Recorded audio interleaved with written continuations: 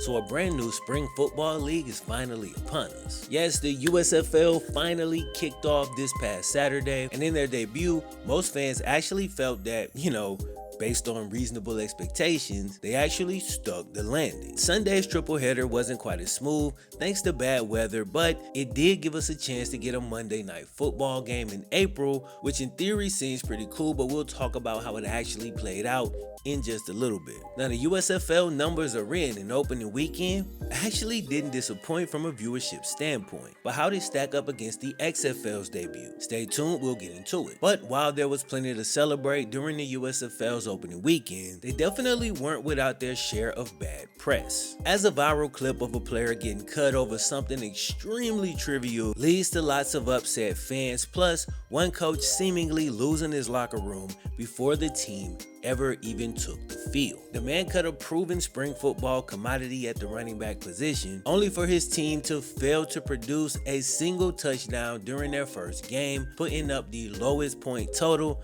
in the entire league in week 1. So I'm gonna talk about all of that and more, plus I'm gonna do a short breakdown of each game. The more interesting the game, the longer the breakdown, and at the end of the video we're gonna get into yet another issue that this league is facing, and that's the fact that some of the tech that they're using inside the footballs are actually kind of throwing off the weight as it's not balanced properly, which seems to be contributing to what has been just awful kicking so far in this league. But if you know anything about these spring football leagues, man, this is par for the course. It's always a bumpy ride trying to watch something grow from its inception. And just like we did with the AAF and the XFL, we're gonna attempt to see this through as long as y'all remain interested and as long as the league can keep churning out games every single week. But it's time to jump in, and other than that, y'all already know what time it is, fellas.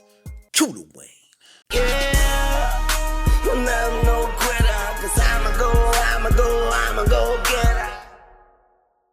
So let's just start with the biggest story in the USFL so far, and unfortunately, it's a negative one. After a solid debut, which we'll discuss in a second, the USFL's biggest story of the week actually comes from the final game of the week. The game was between the Tampa Bay Bandits and the Pittsburgh Maulers, and I'll be honest, this was probably the worst game of the entire week, which was not the fault of Tampa Bay. This was all about Pittsburgh. So like I said, the game was originally scheduled to be played on Sunday night, but it was delayed due to weather issues. Now, during that original time slot, the USFL re-aired what's essentially their version of Hard Knocks with the Pittsburgh Maulers. Big mistake. See, first-time head coach Kirby Wilson actually cut running back Devion Smith over what seemed like an extremely trivial transgression. So in this clip, we see Kirby Wilson call Devion into his office, and he proceeds to cut the man. I've seen every single season of Hard Knocks, and the coaches usually, not always, but usually, show at least a drop of empathy for the player. Even if it's fake empathy, it's just a level of respect. They generally allow the player to kind of keep their dignity about them. But this one didn't really feel like that. Devion is shocked, but after he holds back his initial reaction, he begins to try to explain his side of the story. Essentially, the hotel they were at only offered chicken salad to eat. A weird choice because a lot of people don't eat chicken salad. I mean, I damn sure don't prefer it. But anyway, Devion didn't want the chicken salad. And yes, I know how stupid this sounds. I'm literally starting the story of a man getting cut talking about some damn chicken salad. Here's what happens next. In walks somebody with a box of pizza. Devion says, "Hey, can I get some pizza instead?" The worker at the hotel says, "Nah, we just got chicken salad for y'all. Is that gonna be a problem?" At this point, Devion, frustrated and hungry, dealing with some BS like he in prison or something, responds to the question of, is that gonna be a problem? He says, yeah, it's a problem, but then he walks off. Now that's Devion's side of the story. We weren't shown any footage of the quote-unquote altercation, so we really don't know. That's all we got to go off. But when Devion explained his side of the story to Kirby for the very first time, it basically goes in one ear and out of the other. He then drops a couple of rehearsed lines about the business and Devion being a businessman and what's best for the business, as he just throws this man away over what appears to literally be nothing, at least based on the information that us, the audience, have been given up to this point. And it's funny because this whole what's best for the business line is actually extremely ironic, because right now him cutting dude over some damn chicken salad is literally the worst possible thing he could have done for the USFL business as a whole. Of course, if the league doesn't make it, his head coaching gig is done. But you can't just put it on Kirby, you gotta put it on the USFL also. They aired this and thought it was just cool. Like, hey, look at our coach putting his foot down. And if they have that altercation and it was actually disrespectful and something that a person should get cut over, they could have made themselves look better by just putting that footage in this damn video or even releasing it after the fact, but to this point, we haven't seen anything. So then comes the game. And making Kirby's bravado look even worse, once his team actually took the field, they easily looked like the worst team in the league. They looked unmotivated, they weren't bought in, and they suffered the only blowout of week 1, all while not producing a single touchdown. Meanwhile, the player Kirby cut over food may have been able to help them as a running back because he did look pretty damn good in the XFL back in 2020, averaging 73 yards per game on 4.1 yards per carry. Now, Kirby is an old school coach. He's been a position coach in the NFL and he's even won 2 Super Bowls. So I don't want to just completely disrespect the man like he haven't accomplished nothing, like he haven't been in this business for decades. But these old school coaches a lot of times have a tendency to try to over police. They like to micromanage everything and they have a big crazy lengthy rule book and they essentially treat the players like just numbers on a roster sheet. You know what I'm saying? And it's like, I know all these dudes want to be Bill Belichick, but guess what? Unless you've already had the success as a head coach that Bill has had up to this point, you probably gonna have to adapt, my dude. And it's kind of sad because this is Kirby's first shot at this. It's his first crack. He's been a position coach for 30 whole years. Receivers coach, running back coach, that type of thing for 30 years. His first shot as a head coach and he basically loses the locker room before the first game. That's tough. Can he recover? I don't know, but the situation didn't end there. It continued on Twitter. So the Maulers released a statement saying Devion didn't just break that one trivial rule, but that he actually broke a total of 3 team rules, all within 24 hours. Now we saw the clip and none of this was actually said during his exit meeting. The only situation that was mentioned in the footage was the pizza situation. Also, Devion has refuted these claims, asking the Maulers to go ahead, list the 3 rules that he broke. He says he was never made aware that he broke any rules, let alone 3 in 24 hours, and he even had a former operations manager from his previous XFL team to vouch for his character, and right now he's easily winning the PR battle. At the moment, he's actually kind of running away with it. So much so that fans are calling for him to be reinstated, and even if he isn't, he'll likely just be back in the XFL when it returns next year. That's if the USFL doesn't step in here and put this fire out before it turns into something that's really, really ugly. And overall, it's a really bad look for the USFL because from the outside perspective, it seems that Kirby Wilson, who's been a position coach for almost 30 years, has finally gotten a head coach position and may actually be abusing his power a bit. That's what it looks like. These spring league players are literally on their last chance. This is all of these dudes' hopes and dreams are tied up into these leagues. So to cut a player over something that seems so extremely trivial, it just looks really, really bad. But that was our opening story. It's time to move on. All right, so let's go from the worst game of the week, game 4, to the best game of the week, game number 1. The USFL actually came out of the gates extremely strong, and I'm talking about in multiple ways. Let's get into it. Game 1 was between the New Jersey Generals and the Birmingham Stallions. And if you've seen any footage of the other USFL games, you'll notice something very different about game 1, and that's going to be the fans in the stands. So in order to cut down on traveling costs and probably to avoid dealing with like COVID restrictions in different cities and things like that, and just keep costs down overall, the USFL has opted to play all of their games in Birmingham, Alabama, all in the same stadium. Well, this first game was the Birmingham team and people actually showed up. You're gonna see as we go on in this video, that was a problem going forward into the week.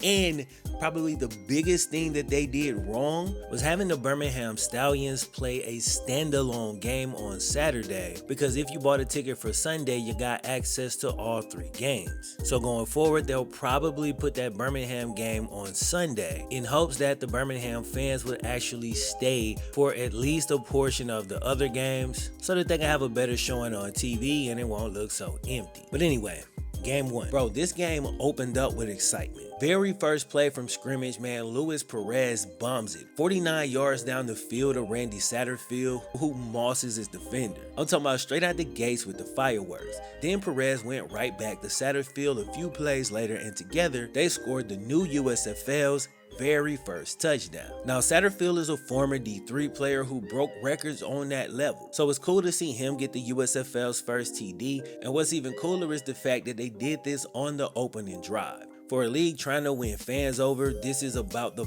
best way you can open up. And I really like the fact that he wasn't just running wide open so people would look at it and say, oh, there's just no defense. This is extremely tight coverage on that first catch, and they found a nice crease in the end zone on the second catch, and he held onto the ball after taking a hit. But then on the very next drive, we actually get a response as the former Mississippi State receiver Osiris Mitchell made a contested one-handed touchdown catch in the back of the end zone. And that whole anything you can do, I can do better type energy actually continued throughout this entire game. The two squads went back and forth answering turnover for turnover and touchdown for touchdown for most of the game. But late in the fourth, Jamar Smith makes a hell of a play. As you can see, the bootleg isn't open. He stays cool, cuts back, and finds a little crease in the end zone to give Birmingham the lead with only 23 seconds left to go. So essentially, we got a game-winning drive in the very first contest. Now, we actually had a few standout performances in this one, including a Last Chance U alum. But let's start out with Luis Perez, who looked good, completed some long passes, showed solid pocket awareness, and put up 173 yards and 2 touchdowns with no interceptions. Dude has some big boy quarterback moments in this game, going through his progressions and just overall making plays. Now jumping to our Last Chance U alum, DeAndre Johnson, who was essentially the backup quarterback to Luis Perez, but he did get decent playing time in this game. Now, those of y'all unfamiliar with DeAndre, here's a quick rundown. He started at Florida State, ended up in JUCO, which is when he was on Last Chance U, then went to FAU. From there, he went to Texas Southern, so he's been trying to find a home where he could really stick, and he's probably a little bit frustrated that he keeps finding himself as an accessory type quarterback as opposed to just being the guy. But regardless, he absolutely did his thing in that role and definitely showed that he's a dual threat.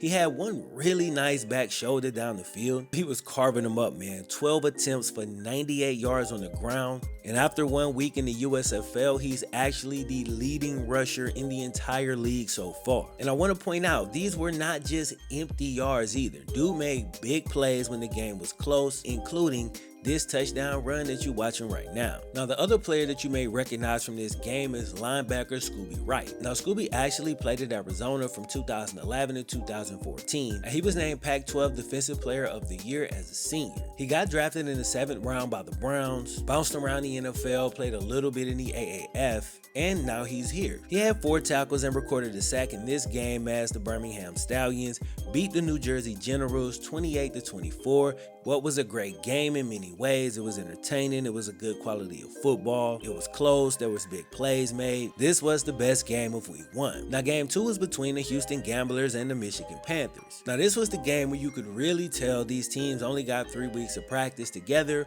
before kickoff. This game was kind of sloppy, man. Lots of fumbles, muff snaps, and interceptions thrown. It basically ended up being a defensive struggle. Now, Houston got up big in the first half after a fumble by Shea Patterson that was scooped and returned for a touchdown. A completely unforced error as Shea just loses his footing and fumbles the ball. And while I got good things to say about Shea Patterson in the second half, if you ask me, I do believe this play is the reason Michigan ends up losing this game. I mean, before this, they was driving and Houston had yet to score a touchdown. Shea wasn't getting great protection for the most part, but he'd really made some nice plays in that drive. But then right before Michigan had the opportunity to score, he stumbles, drops the ball, and they're down 11 points just like that after Houston decided to go for 2. So Houston takes the early momentum, and Thorson, Houston's quarterback, ends up making one of the best throws of the day. This was a really nice play, and the game was pretty much over right here, or so I thought. But Michigan did end up fighting back, and I was actually really impressed with Shea Patterson in the second half of this game.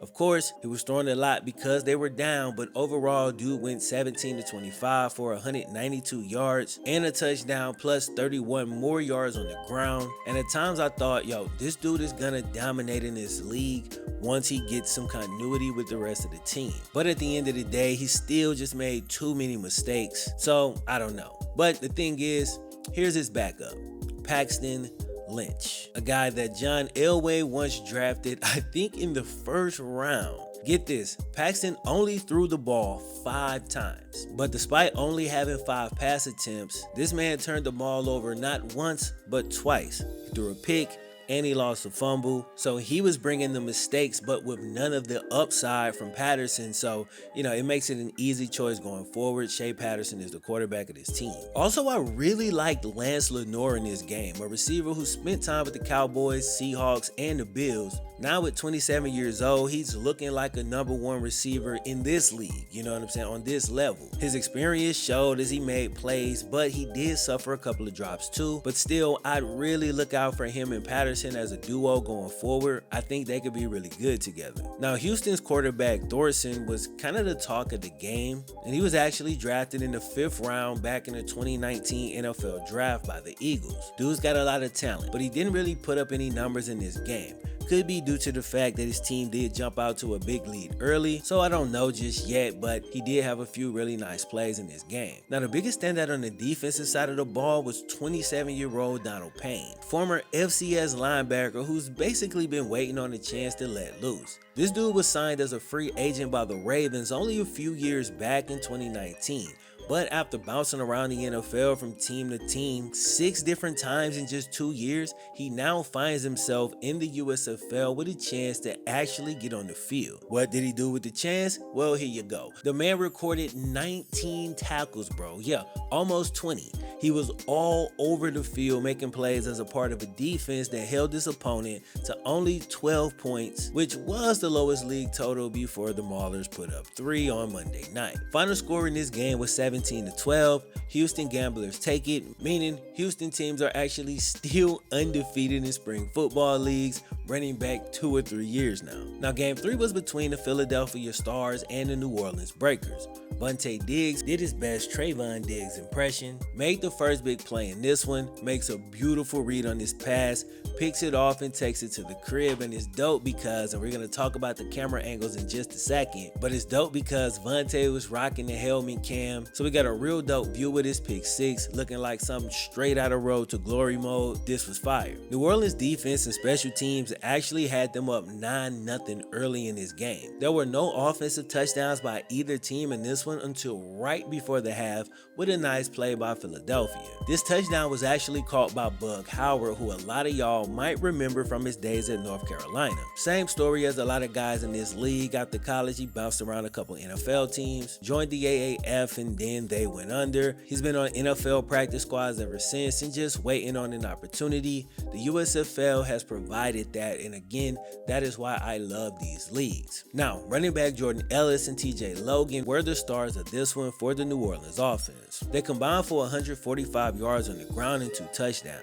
Now, Jordan Ellis was a 1,000-yard rusher for Virginia back in 2018, and he even played a little for my Bengals in 2019. TJ Logan, who actually spent all 4 years with Bug Howard, who we just talked about, at North Carolina, was a 5th round pick in 2017, but injuries have really derailed his career so far, so he's trying to get things back going by playing some spring football. Despite 17 tackles by linebacker Josh Mendaris, the Philadelphia Stars fall to the New Orleans Breakers 23-17 in what was a pretty good game. Now, I already talked at the beginning about game 4 between Tampa and Pittsburgh, but I didn't get into the stats or how the game actually went.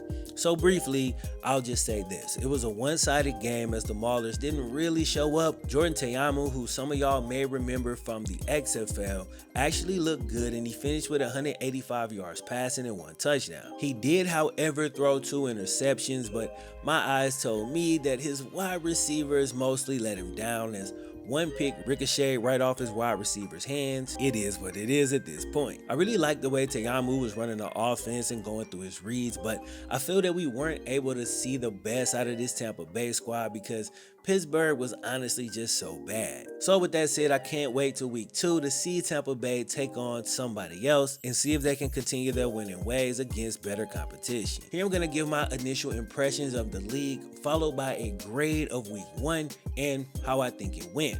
Also, keep in mind that after this section of the video, there's one more small issue that we gotta touch on before we end the video. So all in all, I thought week 1 was solid but not great. A few things that jump out immediately to anybody watching this league are the new experimental camera angles and the overall technology that they're attempting to implement. I mean, the helmet cam is dope, the ref cam is fire, and the drone shots are cool as well. Although some do have concern on how close the drones are to the players, but you know, so far so good. Overall, I thought the presentation was definitely good. Everything seemed professional and that's what's up. Now, I did think at times that the audio mix was a little bit off. Like at times the announcers' voices would seem too low and then you can hear the drone being picked up by all the microphones on the field, and that was kind of annoying. Speaking of microphones on the field, they got several of the players mic'd up. They got mics in the shoulder pads so you can really hear the hits and kind of make you feel closer to the action. And I definitely think that helped, man, because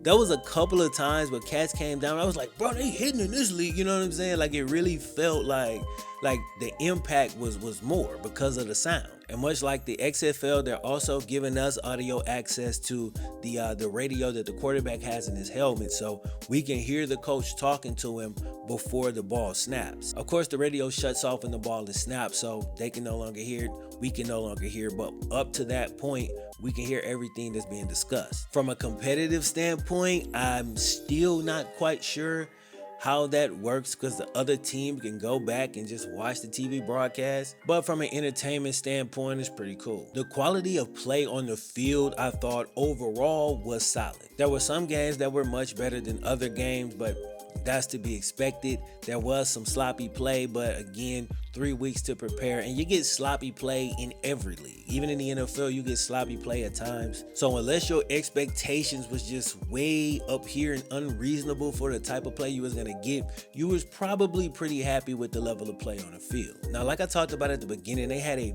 big issue with attendance, but people at home did actually tune in. So the very first game was simulcast on Fox and NBC, and they were able to do just under 3 million viewers for the first game. Compare that to the recent XFL and AAF debuts, and each of those leagues actually did slightly better. But we're talking so slight a difference that it's basically the same. But because both of the previous leagues failed to finish their first season, these week 1 ratings really don't tell us much at all. Many people who would know are saying that if they can average about 1 million views per week, which is what the XFL was doing, by the way, before the pandemic took about, 1 million views per week, and that would beat almost all of the other spring sports. And so if they're able to do that, they should theoretically be able to stick around. Also, Fox themselves has invested $150 million into this league over the first 3 years. So they do have a better backing than the previous 2 leagues. And because this is essentially Fox's league,